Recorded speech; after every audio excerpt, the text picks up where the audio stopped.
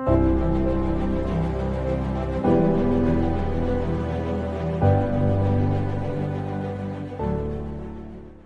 अगर आप ये चीजें छोड़कर बोलो कि मेरे बच्चों का फ्यूचर परमेश्वर से आएगा, मेरा खाना पीना परमेश्वर से आएगा, मेरी शर्मिंदगी परमेश्वर दूर करेगा, मेरा आराम परमेश्वर की ओर से आएगा, देन बाइबल कहती परमेश्वर की ओर से आएगा ही आएगा। कितने लोगों को मालूम है मत्ती 11 की 28 में क्या लिखा है? बच्चों को भी मालूम है। हे थके मांदे बोझ के नीचे दबे लोगों मेरे पास आओ। तो जीसस ने कहा मैं तुम्हें क्या दूंगा? ऊंची आवाज से बोलो, आराम दूंगा। तो इंग्लिश की बाइबल कहती तुम जितने लेबर के नीचे हो, मजदूरी के नीचे हो, बोझ के नीचे हो, तुम मेरे पास आओ, then I will give you rest. Come to me and I will give you rest. Hallelujah. तो उसके आगे जब तुम पढ़ोगे तो कहता मुझसे सीखो तो जैसा मेरा मन है मैं तुम्हें भी वैसा मन दूंगा। जीसस कहता मैं रेस्ट में रहता हूं, मेरा स्पिरिट बिगड़ा हुआ नहीं है, मेरा स्पिरिट भागा दौड़ी में नहीं लगा रहता, मेरा स्पिरिट, मेरा माइंड, मेरा हार्ट रेस्ट में रहता है। देन ऐसी रेस्ट परमेश्वर आपको भी देना चाहता है। मैं शारीरिक आराम की बात नहीं कर रहा हूं, मैं शारीरिक रेस्ट की बात नहीं कर रहा हूं, मैं आपसे बात कर रहा हूं स्पिरिचुअल रेस्ट की। स्पिरिचुअल रेस्ट क्या होती है? जब तुम प्रेयर में जाते हो तो परमेश्वर की साथ संगति करते हो तो तुम आत्मिक आराम में जाते हो, और जब तुम आत्मिक आराम में जाते हो तो आप बीमारी से फ्री रहते हो, टेंशन फ्री होते हो, आप कर्जे से फ्री रहते हो, आप टेंशन फ्री होते हो, आप शराबों से फ्री रहते हो, आप टेंशन फ्री होते हो। ये रेस्ट की बात कर रहा है परमेश्वर। Hallelujah, hallelujah. समझ आ रहा कि नहीं? आप पढ़ते हो प्रभु ने कहा मेरे पास आओ तो मैं तुम्हें आराम दूंगा। तो बहुत सारे विश्वासी क्या सोचते हैं, अरे ये आराम, ये बीमारी का आराम है, ये भागा दौड़ी का आराम है, ये नशा हो रहा है उसका आराम है। तो अगर तुम्हें इसे स्पिरिचुअली लेके जाओ तो परमेश्वर तुम्हारी स्पिरिट को आराम देने के बारे में सोच रहा है। हालेलुया। कुछ लोग सोचते हैं थोड़ा और देर तक काम कर लेते हैं, 5 बजे का काम है 8 बजे तक कर लेते हैं, आज संडे है आज भी काम कर लेते हैं।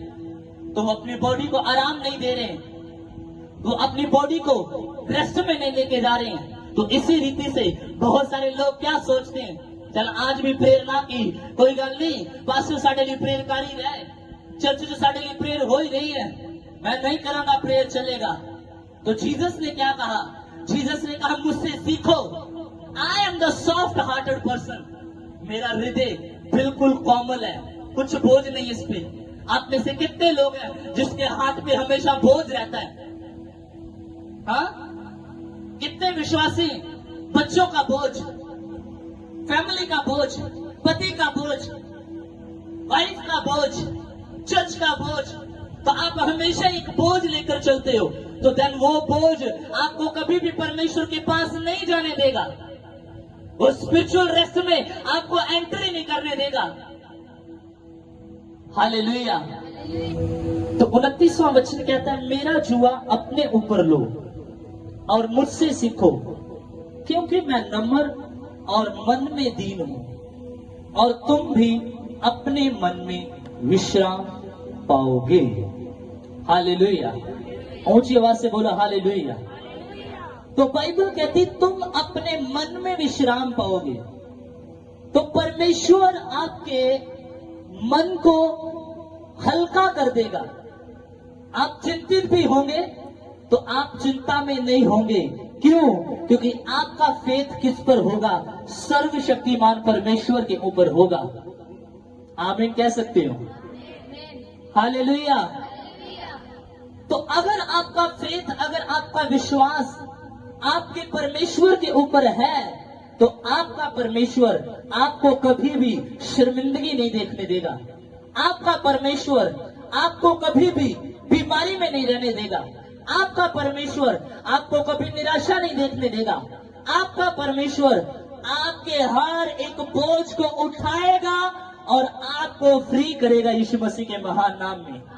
क्योंकि बाइबल में क्या लिखा? उसने लिखा मेरे पास आओ तो मैं तुम्हें बोलो क्या दूंगा? आराम दूंगा, विश्राम दूंगा और अपना मन तुम्हें प्रकट करूंगा। तो जीसस के मन में क्या है? जीसस के मन में ना तो किसी चीज की चिंता है, ना फ्यूचर की चिंता, ना काटने की चिंता, ना लाने की चिंता, ना बोने की चिंता। जीसस के मन में परमेश्वर के ऊपर फेथ है। चेले कहते 5,000 लोग खाएंगे कहां से? जीसस ने कहा मेरा परमेश्वर देगा, और उसके पिता ने दिया भी। चेले कहते प्रभु हम नाव के पार कैसे जाएंगे? तो जीसस ने कहा मत डरो, देखो कि तुम पार जाओगे। पहले ही कहा दिया था जीसस ने कि तुम क्या हो जाओगे? पार जाओगे। तो जब आप अपने मन से हर तरह का चिंता, बोझ, प्रभु खाएंगे कहां से, लाएंगे कहां से, बच्चे कहां से पढ़ाएंगे, बच्चों का फ्यूचर कहां से देंगे?